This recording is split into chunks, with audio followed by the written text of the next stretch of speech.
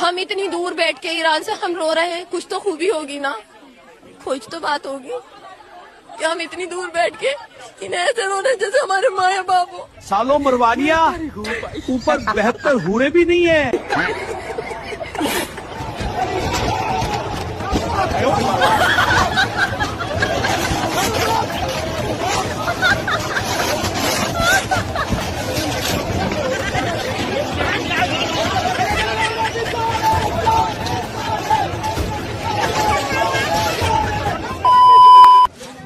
Iran में जो हत्या कर दिए गए हैं 3 लोगों को, हमारे इसी वजह से आए हैं। ईरान में जो 3 लोगों को हत्या कर दिए गए हैं, 3 लोग कितने? ईरान में 3 लोग की हत्या हुई है। किसकी किसकी?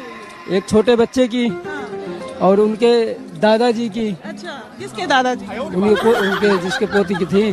मुझे हंसी आ रही है। आप क्या बोल रहे हैं सर कि मतलब आप ईरान मतलब कहाँ, कौन सी कंट्री है? इजराइल कौन सी कंट्री है? अमेरिका कौन सी है? आपको पता? कंट्री नहीं जी, कंट्री नहीं, ये राज्य पता नहीं है। राज्य पता है, जो विदेश कहा जाते हैं। कितनी तकलीफ में हैं आप लोग?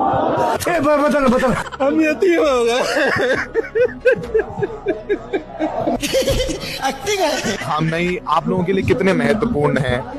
हमारे लिए इतने महत्वपूर्ण है, इतने हमारे जिस्म में दिल है ना, हमारी जान है, इतने महत्वपूर्ण। झूठ बोल रहा है। क्या कहेंगे आप? हमारे मौलाना को शहीद कर दिया।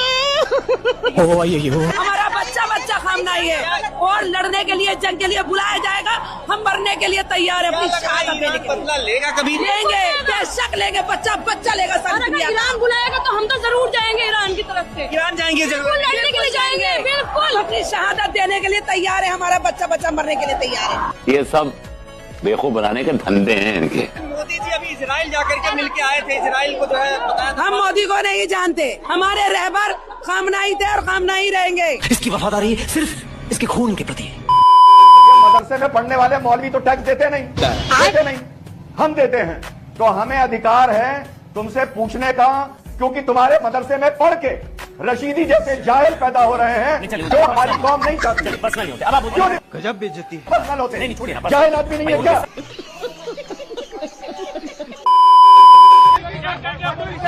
हैप्पी होली सबको। प्यार भरी, नफरत मिटाने वाली होली।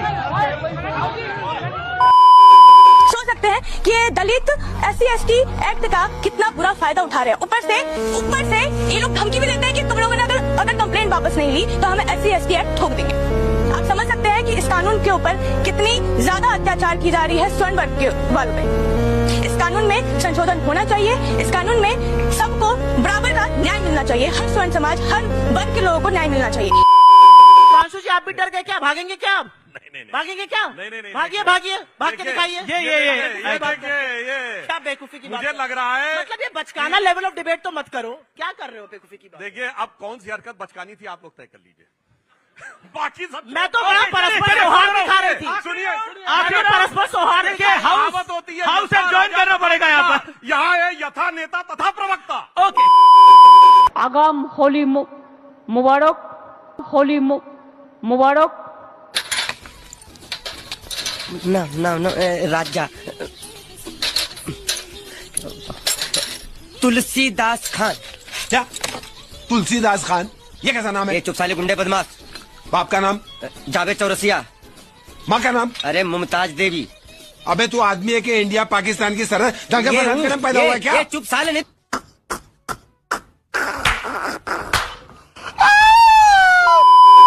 और छाती पीट रहे हाय हाय हाय हाय खामनई। लखनऊ में कह रहे हो हर घर से खामनई निकलेगा, और लखनऊ में निकल के क्या करेगा खामनई हर घर से? वहां क्या छोले भटूरे बेचोगे? वहां क्या करोगे यार? अजब तमाशा इस मुल्क में। बोले लखनऊ में खामनई निकलेगा हर घर से। अरे मारेगा अमेरिका और निकलेंगे लखनऊ में आके। यार तमाशा कर रहे हो? नहीं प्रोफेसर साहब, मसला ये मार रहा नेतन्याहू और ट्रंप, और भोपाल में चूना भट्टी में खामनई निकलेंगे हर घर से। वहां निकल क्या करेंगे चूना भट्टी में? जिनको जाना है वो वहां ईरान जाएं, ईरान की मदद करें। यही तो मैं आपसे पूछ रहा था। मैं उस बात को नहीं कह रहा कि किस देश के अंदर प्रदर्शन हुआ, वो नहीं मुस्लिम देश। मैं कह रहा हूं 56 मुस्लिम देशों ने as a state, as a nation Iran के साथ कहीं कोई सॉलिडरिटी नहीं जताई। इवन इसके उलट 56 में से 50 देश कम से कम ये अमेरिका की चरण वंदना में साष्टांग कर रहे हैं। 5 वक्त की नमाज होती, वो 5 वक्त ट्रंप को सल्यूट कर रहे हैं 50 देश इस्लाम के। प्रोफेसर साहब, ये क्या, ये इस्लामिक वर्ल्ड कैसा मैं समझ। और भारत में कह रहे हो कि खामनेई घर से निकलेगा। यार हमारे यहां कम आबादी है कि खामनेई को और ले आओ।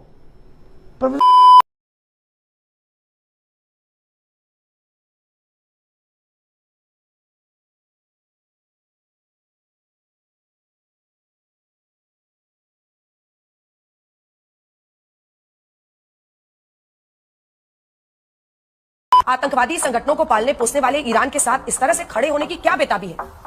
नहीं, आतंकवादियों के साथ तो खड़े रहने का कभी सवाल ही नहीं आता। हाँ। ईरान देश को आप आतंकवादी कहते हो तो बात हो रही है, लेकिन मैं सबसे पहले ये कहना ईरान देश को आतंकवादी नहीं कह रहा है, इसको गलत एंगल मत दीजिए। आपको भी पता है कि हम हिजबुल्लाह होती और हमास की बात कर रहे हैं। तो हिजबुल्लाह होती और हमास के साथ तो कोई खड़ा नहीं है। भारत देश के सरकार से हमारी विनती है कि हम ईरान खड़ा है।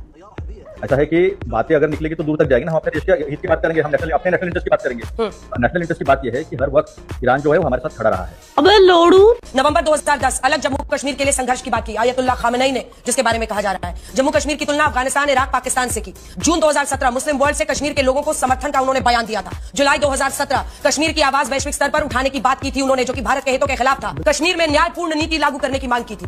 तो देखिए कैसा हस्तक्षेप था, जिसकी वजह से आज जो लोग खामेनेई के लिए आंसू बहा रहे हैं वो देख लें कि धर्म के आधार पर वो आंसू बहाना चाहते हैं या देश हित को आगे रखना चाहते हैं। मार्च 2020 दिल्ली दंगों से भारत में मुसलमानों के नरसंहार का दावा उन्होंने किया था। सितंबर 2024 गाजा म्यांमार के साथ भारत में मुसलमानों के प्रताड़ित होने का दावा किया था।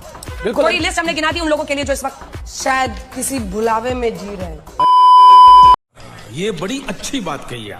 आपको क्या लगता है कि किसके ज्यादा चांसेस है जीतने के और क्यों?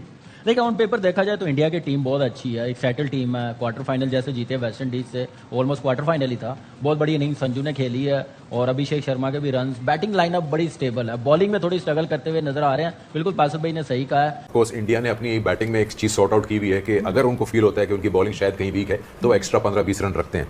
इंग्लैंड की क्रिकेट पेनल्टी शॉट आउट की तरह है, आएंगे ढस गोल या मिस। वही एक एंगल होगा शायद जो इंडिया सोच रहा होगा कि इनकी जो थोड़ी सी बॉलिंग साइड अगर हल्की वीक है तो शायद उसको एक्सप्लॉइट करे इंग्लैंड। अगर इंग्लैंड सेकंड बैटिंग करेगा तो ज्यादा चांसेस होंगे क्योंकि यहाँ पे हाई स्कोरिंग गेम होता है मुंबई में। लेकिन और इंडिया की अगर आप बात करें, उनका एक आध बैट्समैन ये है कि उनका एक आध ही चलता है, थोड़ा लंबा ले जाता है। लेकिन अगर ओवरऑल उनकी बैटिंग देखे फॉर्म में नहीं है। ईशान किशन ने भी एक हमारे अगेंस्ट इनिंग खेली, अभिषेक शर्मा बिल्कुल out of form, Tilak Varma ने पिछले मैच में थोड़ा सा इंपैक्ट डाला, सूर्या कुमार यादव बिल्कुल ही जब से सुपर 8 में आए हुए कुछ भी नहीं कर रहे। संजू चल रहे एक संजू ने किया है बस, और एक जो है बुमराह, उस पे वो चल रहे हैं। तो आप देख लें, एक बॉलर पे या एक बैट्समैन पे आप बिल्कुल श्योर नहीं हो सकते कि ये टीम डोमिनेट करेगी।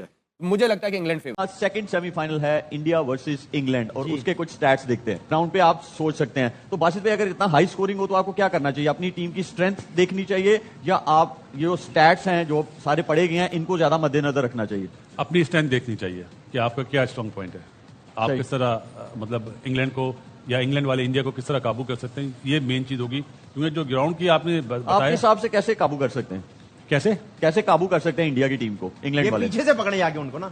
इंडिया को मेरे ख्याल है उनकी थोड़ी बॉलिंग इतना अच्छा परफॉर्म नहीं करी बनिस्बत बैटिंग के। बैटिंग में उनके बहुत डेप्थ है। तो इसका मतलब है कि अगर इंग्लैंड टॉस जीते तो पहले बॉलिंग करे ताकि टारगेट कर सके। उनके पास आर्चर ने ना एक बायलैटरल सीरीज में संजू को मेरे ख्याल 4 मैचों में से 3 दफा आउट किया, 4 मरतबा किया पुल शॉट पे।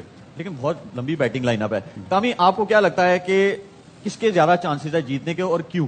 देखिए ऑन पेपर देखा जाए तो इंडिया की टीम बहुत अच्छी है, एक सेटल टीम है। क्वार्टर फाइनल जैसे जीते वेस्ट इंडीज से, ऑलमोस्ट क्वार्टर फाइनल ही था। बहुत बड़ी इनिंग संजू ने खेली है और अभिषेक शर्मा के भी रन। बैटिंग लाइनअप बड़ी स्टेबल है, बॉलिंग में थोड़ी स्ट्रगल करते हुए नजर आ रहे हैं। बिल्कुल पासिफ भाई ने सही कहा है कि अगर इंग्लैंड टीम टॉस जीते ना तो चेज पे जाए, क्योंकि 180 190 अगर चेज करना होगा इंग्लैंड टीम के पास चांस होगा। कंडीशन बेटर होगी, श्रीलंका की तरह नहीं होगी। जो उनके फॉर्म में बैट्समैन नहीं है उनके पास चांस है, क्योंकि आईपीएल आपको पता कितनी, जॉस बटलर वहां पे खेला हुआ है, फिल शॉर्ट है, हैरी ब्रूक बड़ी जबरदस्त फॉर्म में है। सिर्फ बेंटन रन करे, जेकब बैथल रन कर ले तो इनकी बैटिंग लाइनअप स्ट्रॉन्ग है और ज्यादा थ्रेट इंडियन बैटर्स पे जोफ्रा आर्चर और आदर रशीद का। इंग्लैंड की जो है ना वो इंडिया से नहीं फट रही होगी जितनी पाकिस्तान में फट रही है। मैं शोज देख रहा था जिसके अंदर कहा जा रहा था कि भाई इंग्लैंड के पास आखिरी मौका है। देखिए इंग्लैंड जो है वही एक कंट्री है जो प्रूव कर सकता है। असल में इंग्लैंड ने 2022 में हमारी ली थी वर्ल्ड कप के फाइनल के अंदर, और अब पाकिस्तान ये चाहता है, मेरे प्यारे पाकिस्तानियों, ये लोग सब मिलकर ये चाहते हैं। गरीब लोग हैं, देखिए हम भी, मैं भी गरीब हूँ।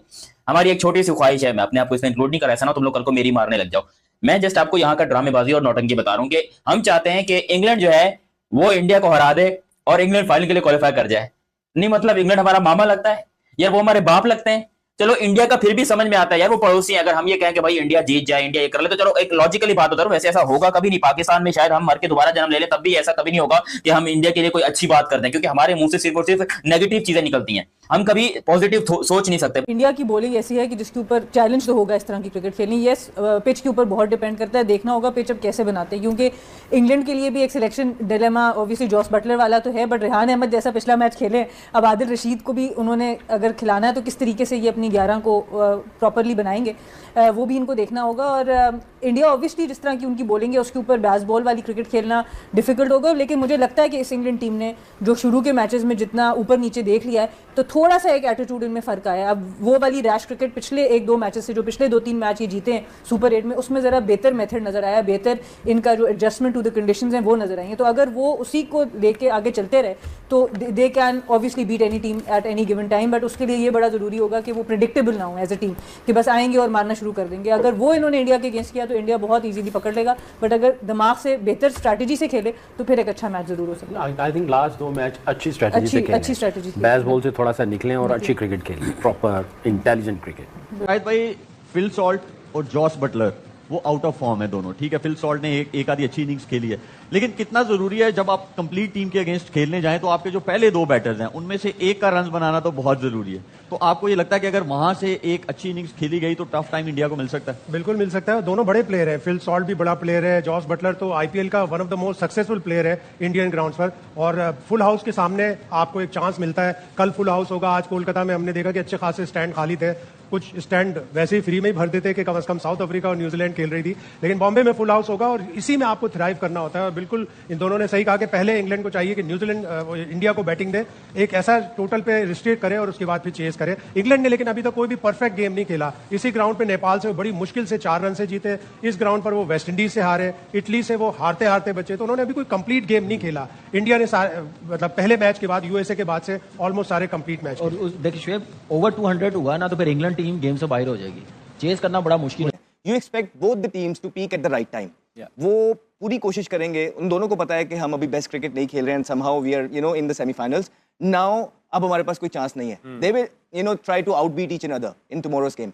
अच्छा मैच होगा, but at the same time क्योंकि होम एडवांटेज बहुत बड़ा है भारत के लिए, क्राउड का एडवांटेज बहुत बड़ा है भारत के लिए, और अगर आप मैन टू मैन भी इंग्लैंड को इनके प्लेयर्स के साथ मैचअप करेंगे तो समहाउ जो ज्यादा इंपैक्ट प्लेयर हर नंबर पे नजर आएगा वो आपको भारत के पास नजर आएगा। ये बात बड़ा डेप्थ है उनकी बैटिंग के अंदर। हाँ, एक चीज से फंसते हैं वो, अपनी बॉलिंग से बिल्कुल फंसते हैं, उनको दुबे के ओवर निकलवाने पड़ते हैं। समहाउ उनका कॉम्बिनेशन जो है ना, पांड्या का on the given day I still believe he can, करता नहीं है, कर नहीं रहा है समहाउ, बट मुझे लगता है उसके अंदर पोटेंशियल है। वो जब दिल से बॉलिंग करता है ना, तो वो निकाल, बड़ा मैच है, मुझे लगता है वो जान मारेगा। हाँ, मुझे लगता है वो जान मारेगा। तो एक जो दुबे शुबे के ओवर निकालने, तो वो एक वीक लिंक है उनका। अदर देन दैट, डेप्थ के अंदर भी वो ठीक बॉलिंग कर रहे हैं, नए बॉल पे भी वो ठीक बॉलिंग कर रहे हैं, स्पिनर्स भी उनके पास है। Let's see with which combination they miss कर रहे हैं वो, जो कुलदीप यादव मैं पूछने वाला था, इंग्लैंड वैसे ही जरा मिस। अच्छा ठीक है, तो उसको अगर खिलाते हैं ना तो कौन बाहर होता है? दुबे। तो फिर उनकी बैटिंग की दे बैक देमसेल्फ। रिंकू की अभी बारी नहीं आ रही है, रिंकू नहीं खेल रहा है, दुबे खेल रहा है, या अक्षर बैटिंग कर लेता है फिर। हाँ, तो वो they back themselves, what they want is कि ठीक है हम 2-2 वाले ओवर निकलवा लेंगे, लेकिन हम जो है ना बैटिंग इतनी लंबी करेंगे कि पहली आएगी तो 250 करेंगे, और चेज हमें 300 भी हो गया तो हम उसके पीछे जाएंगे। तो ये प्यारी समझ गई। मजा आया, और मैं ये जो मजा है हिंदुस्तान के हर व्यक्ति को देना चाहता हूं।